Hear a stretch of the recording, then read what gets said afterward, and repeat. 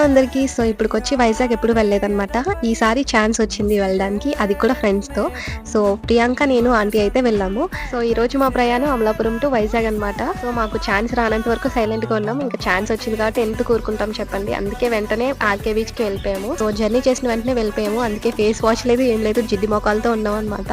So, బీచ్‌లో కొంతసేపు అలా ఎంజాయ్ చేసాము. మాకెక్కువ టైం కూడా లేదు. జర్నీ చేసాము, ఆకలేస్తుంది, ఫుడ్ లేదు. సో, ఇవన్నీ దృష్టిలో పెట్టుకొని కొంచెం త్వరగా స్టార్ట్ అయిపోయామనమాట. అండ్ గోదావరి కానివ్వండి, బీచ్ కానివ్వండి, మాకు ఎప్పుడు కనిపిస్తూనే ఉంటాయి.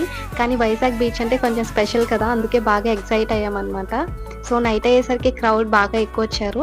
అండ్ ఒకటి లోటేంటంటే మార్నింగ్ వ్యూ చూడలేదు అని చెప్పేసి. సో, ఎప్పుడైనా వెళ్ళినప్పుడు అది కూడా కవర్ చేసేయాలి. ఈ బస్ చూసారా? అసలు నేను ఫస్ట్ టైమ్ చూస్తున్నాను లైఫ్‌లో అలా డబుల్ స్టేర్ ఉన్న బస్‌ని. దాన్ని ఏమని పిలుస్తారో కూడా నాకు తెలీదు. సో, నెక్స్ట్ డే ఇంకా మా పని అయిపోయిన తర్వాత మధ్యాహ్నం నుంచి మాకు కొంచెం టైం ఉంది.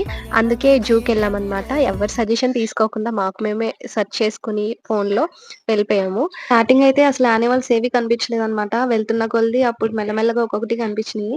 సో, స్టార్టింగ్ అంతా కూడా కోతులే ఉన్నాయి. అయి మా ఊర్లో పుష్కలంగా ఉంటాయన్నమాట ఏడుగట్టు పైన.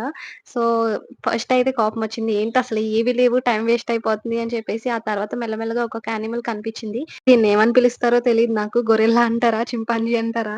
సో, అదొచ్చేసి ఆంటీ ఉన్నారు కదా! యాపిల్ విసిరారనమాట. అది క్యాచ్ పట్టుకోలేదు.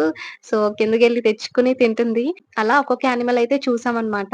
ఎక్కువ నడిచాము. కాళ్ళైతే ఫుల్ నొప్పులొచ్చేసాయి. So, full video already upload చేశా అనమాట. ఆ వీడియో అయితే చాలా ఫన్నీగా ఉంటది. ఒకసారి ఎళ్లి చెక్ చేయండి. అండ్ ఎవరైతే సబ్స్క్రైబ్ చేయలేదో ప్లీజ్ చేసుకోండి. Thank you.